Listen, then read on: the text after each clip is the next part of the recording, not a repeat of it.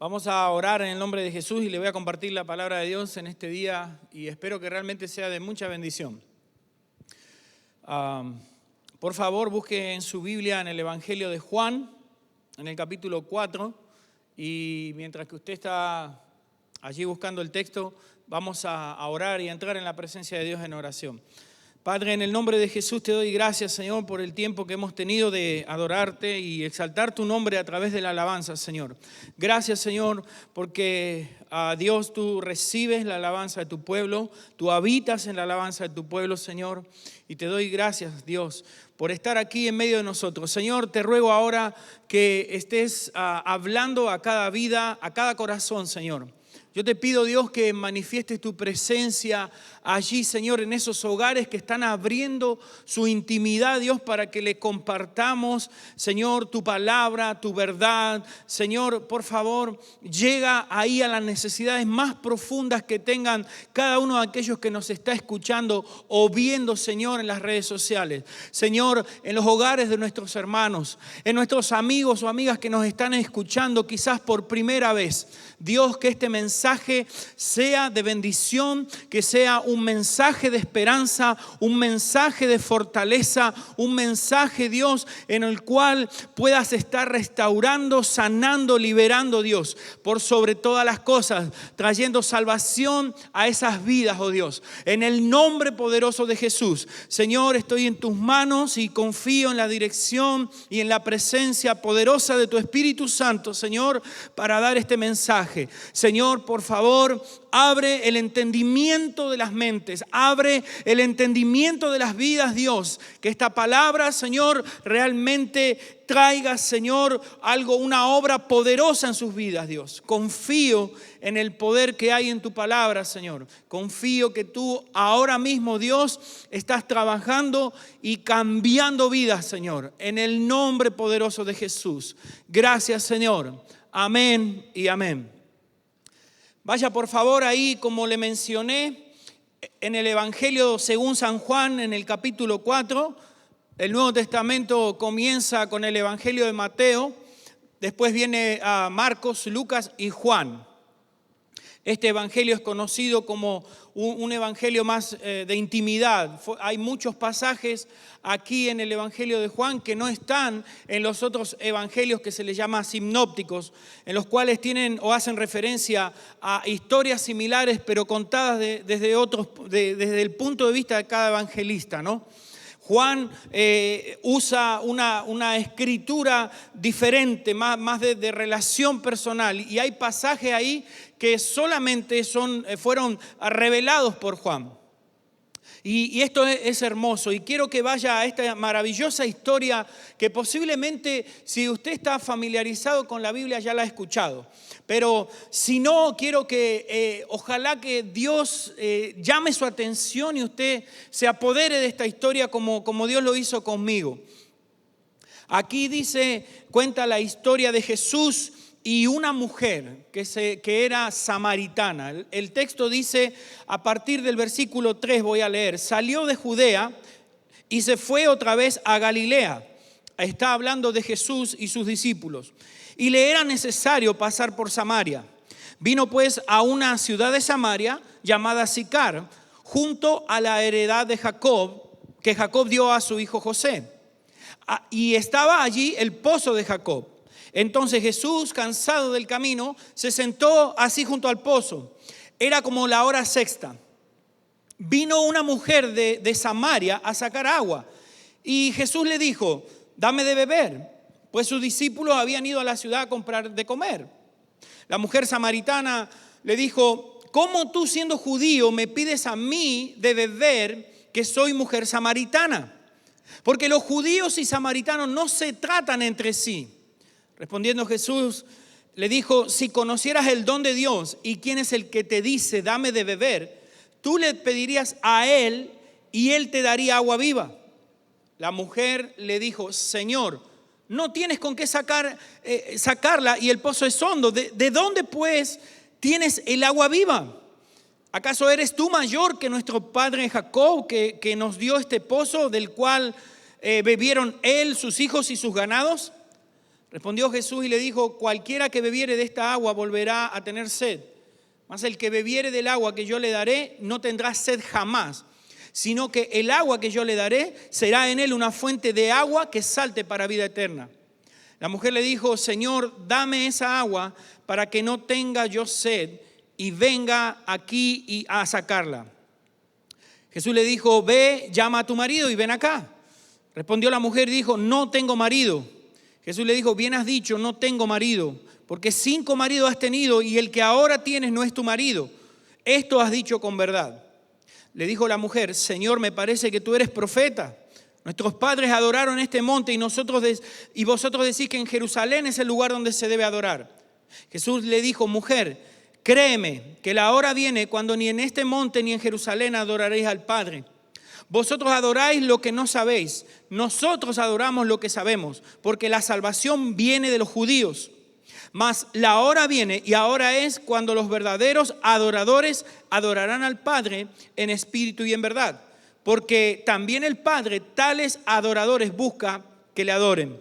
Dios es espíritu y los que le adoran en espíritu y en verdad es necesario que le adoren. La mujer le dijo: sé que ha de venir el Mesías llamado el Cristo. Cuando Él venga nos declarará todas las cosas. Jesús le dijo: yo soy el que habla contigo. Mire, le voy a hablar primeramente en el contexto en el cual Jesús está aquí hablando con esta mujer, porque es muy interesante y yo veía que el pasaje tiene mucho que ver con la situación que estamos viviendo aquí en Estados Unidos, pero que también se vive lamentablemente en muchos lugares del mundo. Tenemos que interpretar bien el contexto a veces para entenderlo. Y aquí Jesús se acerca, llega a Samaria. Primero, Samaria era un lugar, una ciudad donde vivían esta clase de personas. Estaban rodeadas de 2 montes importantes, el monte Gerizim y el monte Ebal. Esos montes, ahí uno de los montes, el Gerizim, era considerado el lugar de adoración para los samaritanos, pero el judío creía que era en Jerusalén el lugar de adoración. Pero en medio de todo esto también estaba el pozo de Jacob, una heredad que tenía siglos, a donde ellos todavía iban a buscar agua.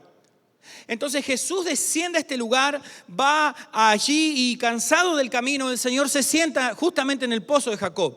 Escuche, era la hora sexta, más o menos la hora sexta pueden ser cerca de, calcúlele, las 3 de la tarde. En ese momento el Señor, cuando está sentado ahí, está cansado y quiere reposar. Imagínense un día caluroso, habiendo hecho un camino bastante largo. Jesús llega al lugar. Sus discípulos, dice la historia, de que fueron hasta la ciudad de Samaria, debe ser, o a otra ciudad cercana, quizá a la aldea de Sicar, a buscar alimentos. Y de repente se acerca una mujer al pozo y ahí estaba Jesús. Y Jesús habla con la mujer y le pide agua. Es interesante, mire, para entender más, ¿no?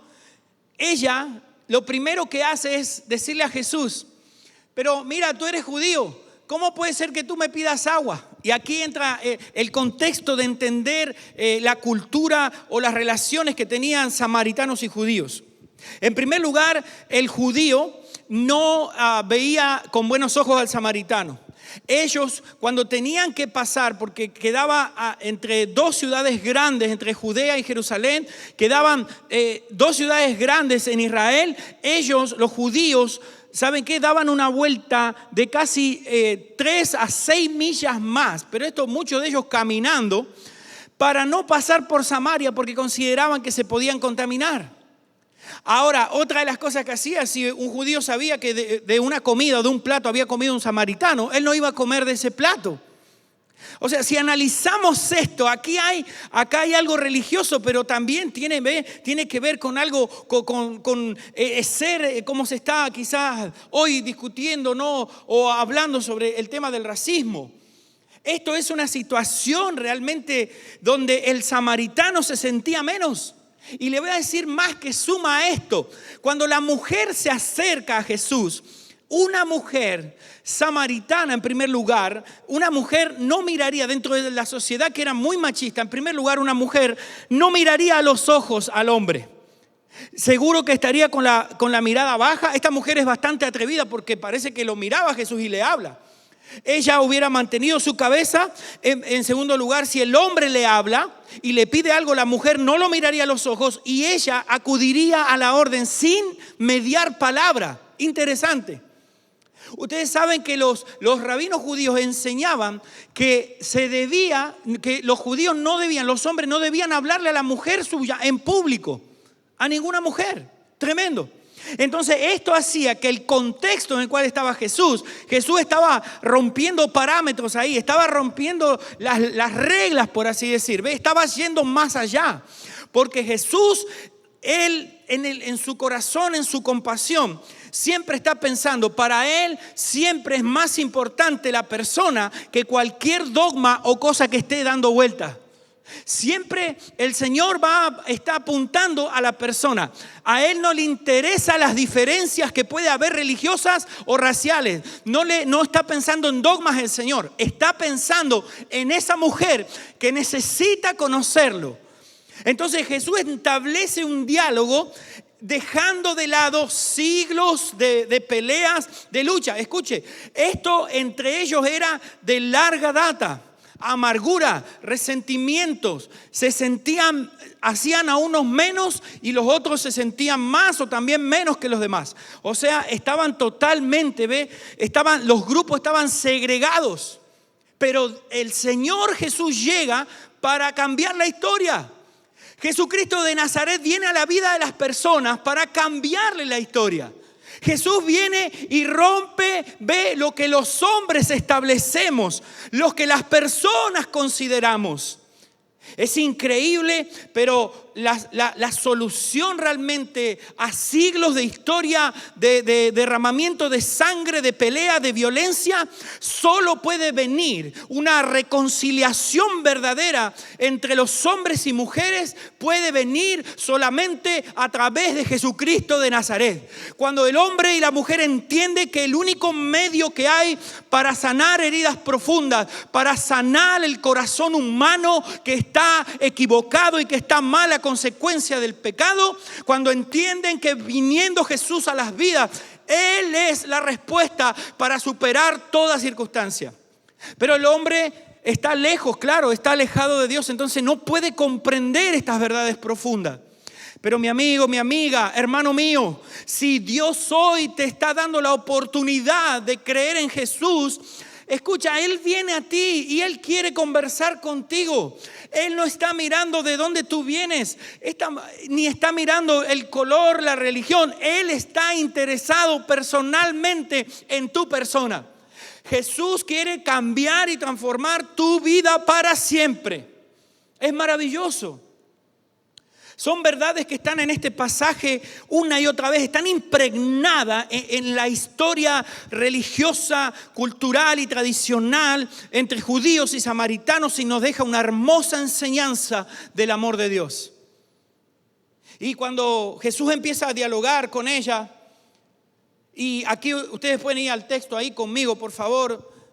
Entonces cuando Jesús entabla esa conversación, la mujer le dijo, mira, ¿cómo tú siendo judío me pides de beber? Que soy mujer samaritana, porque los judíos y samaritanos no se tratan entre sí. Esto es como pensar, claro, aquel yo no me llevo con ese, o aquel allá lejos mío, no, porque es diferente a mí. Pero sin embargo, cuando una persona tiene un encuentro con Dios verdadero, escuche, no hay límites para acercarnos a la gente, no importa qué religión sea, porque Jesús vino a darle libertad a la gente que está en un engaño, que está buscando en dioses diferentes, que estaba quizás atado a un montón de pecados o faltas. Jesucristo no vino a juzgar a la gente, Él vino a reconciliar al mundo con Dios.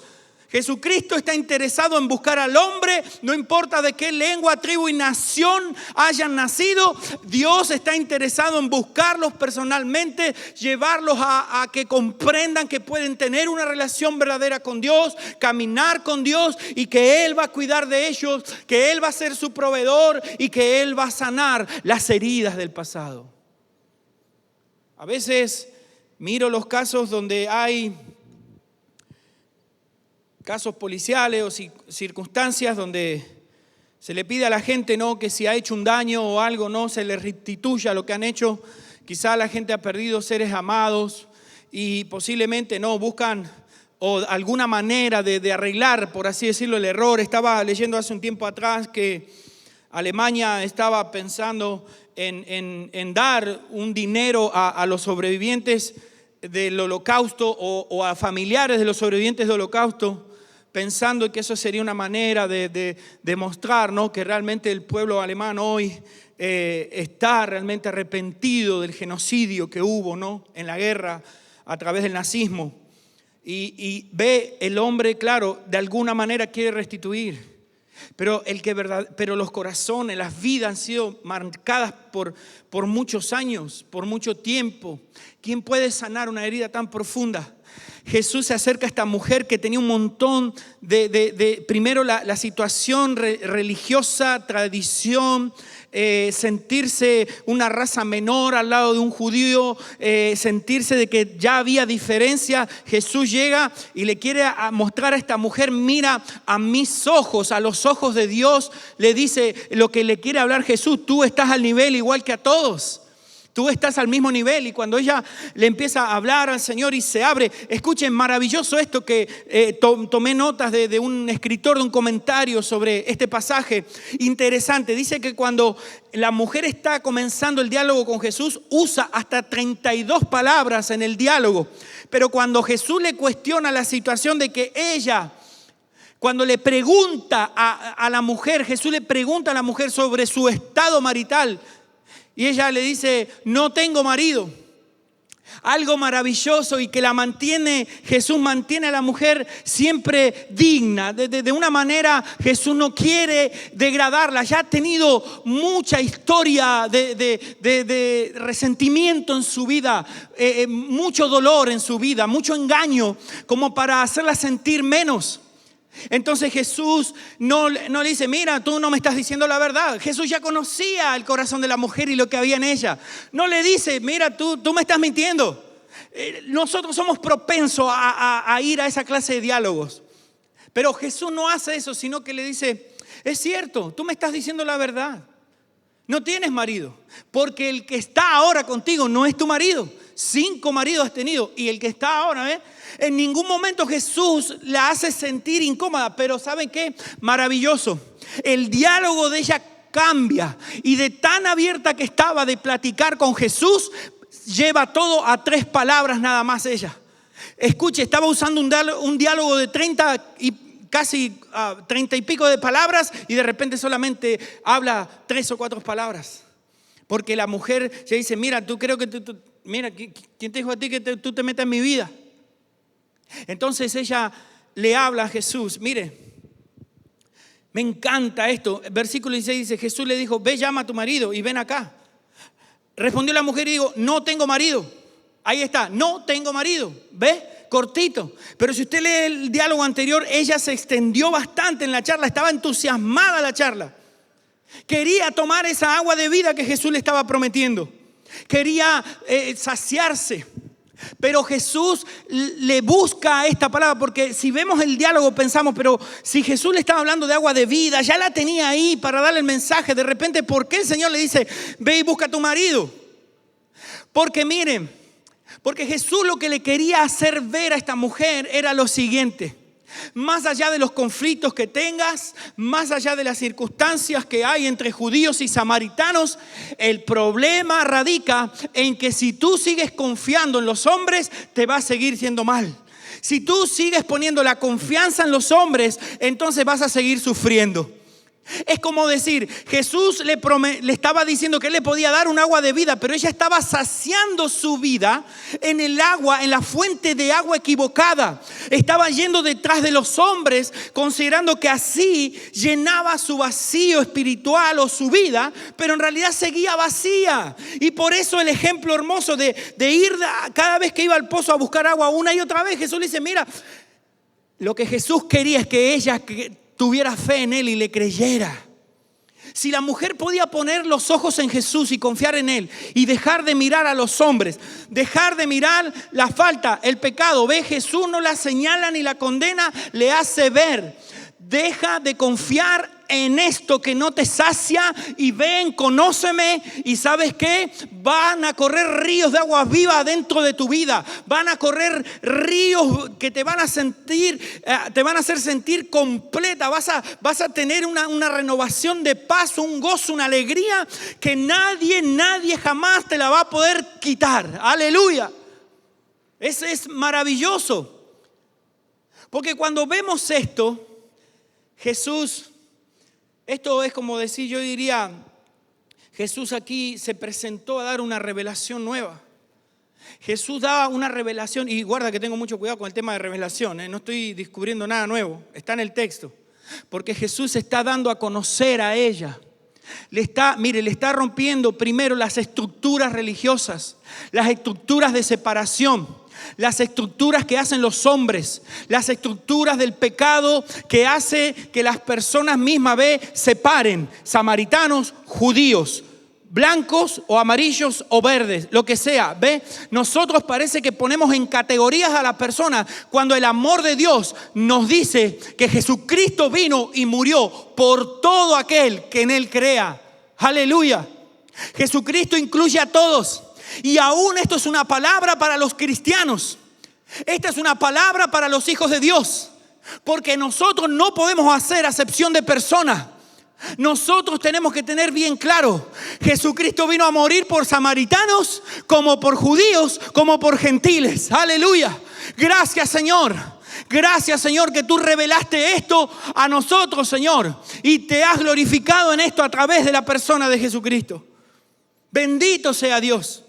El Señor aquí le dice cuando entra, mire, Él va profundo a esto porque tenían que romper esas barreras, tenían que hacerlas pedazos.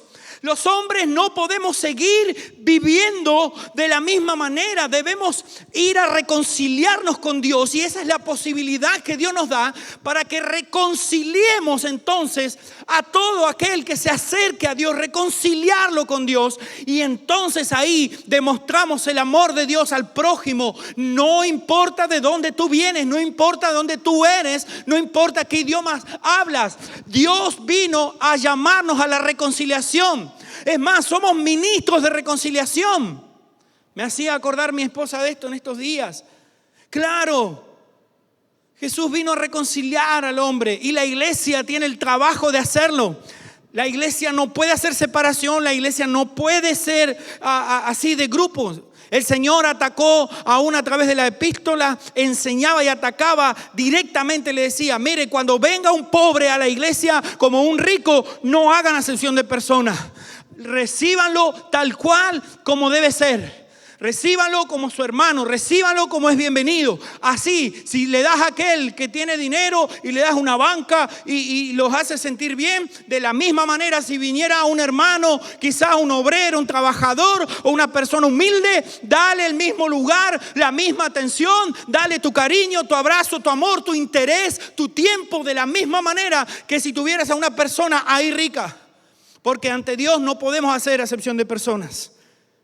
Es maravilloso porque esto es la manifestación del amor de Dios. El hombre ha llegado en la historia a hacer tanto mal porque está lejos de Dios. Pero la buena noticia es que Jesús vino a traer libertad. Jesús vino a que nos reconciliemos con Dios, y entonces ya vemos al hombre, a nuestro prójimo, lo vemos de otra manera. Lo valoramos.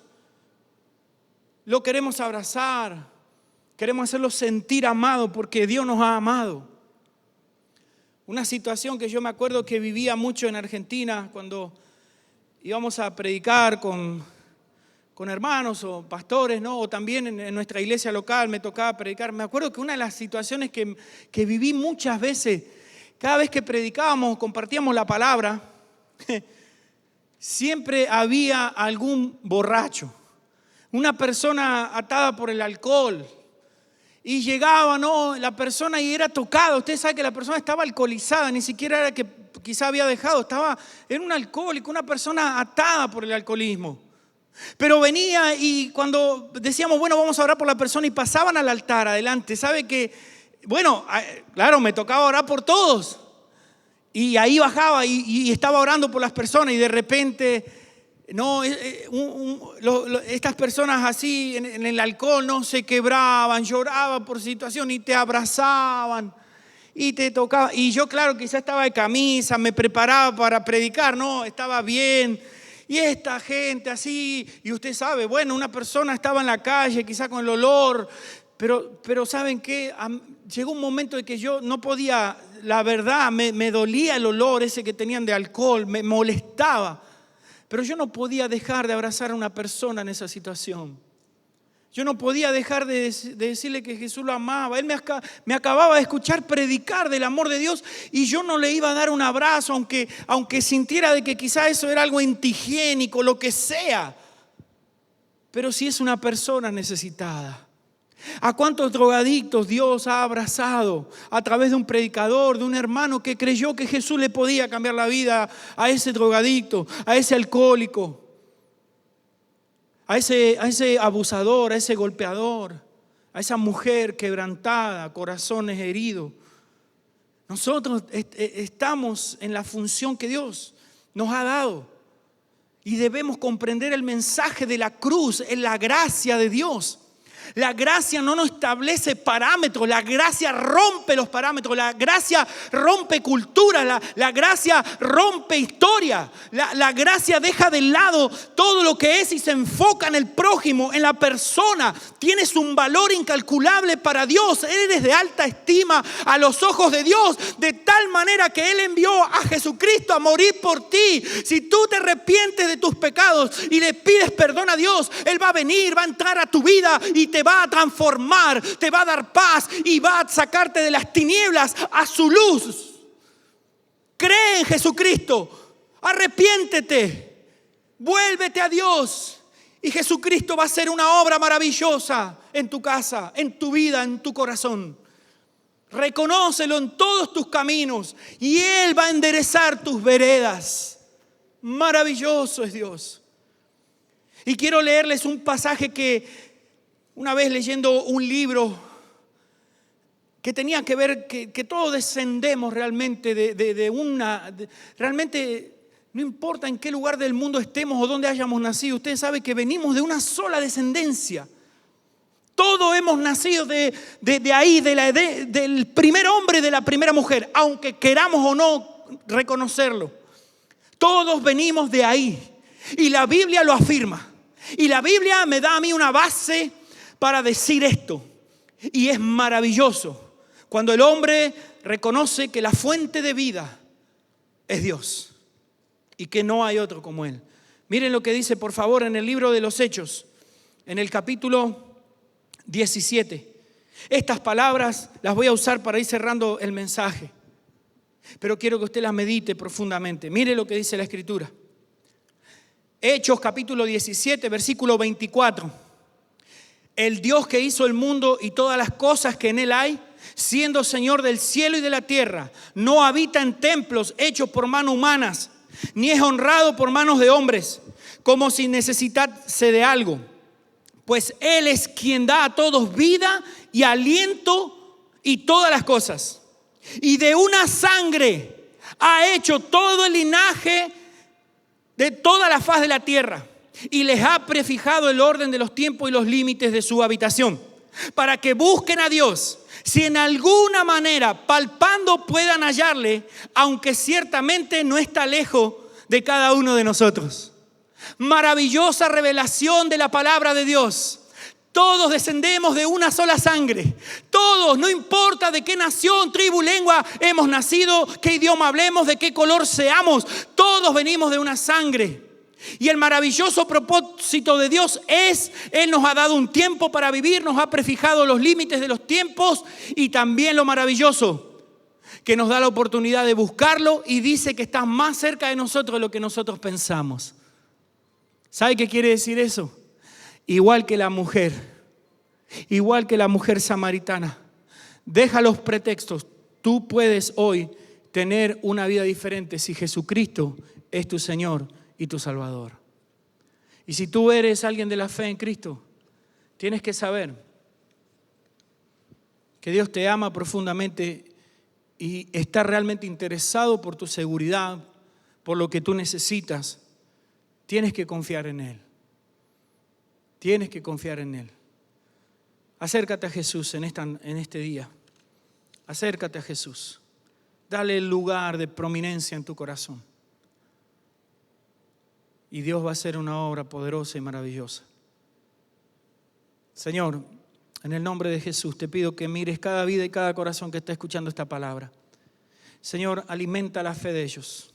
Señor, tú nos sostienes. Tenemos esperanza en ti. Hay desesperanza en el mundo.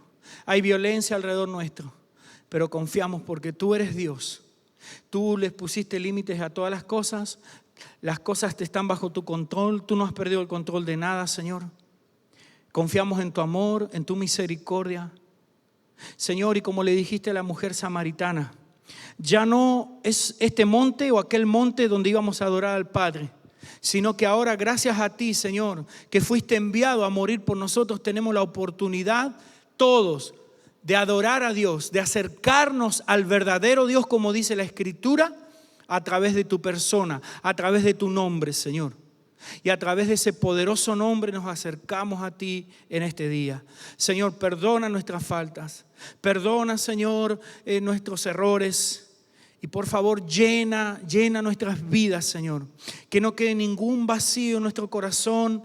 Llena esas vidas que están ahora orando. Llena esas vidas que están ahora, Señor, confiando en ti. Llénalos, Dios. Sácale, por favor, toda angustia que venga sobre ellos. Toda, Señor, ansiedad que están pasando. Dios, que sigan confiando. Tú eres un proveedor fiel y tú vas a proveer, Señor. Tú vas a estar ahí dando abrigo. No va a faltar el alimento. Señor, por favor, trae seguridad a esos hogares, Dios, que lo necesitan, a esas vidas, Dios. Consuela el corazón de esas mujeres, llena el vacío de esos hombres. Señor, toca los corazones de los niños también y de nuestros jóvenes. Padre, en el nombre de Jesús, los bendecimos y declaramos palabras de bendición sobre ellos. Y te damos gracias, Señor, por tu palabra que es poderosa y transforma nuestros corazones. En el nombre de Jesús, amén, amén y amén. Que Dios les bendiga.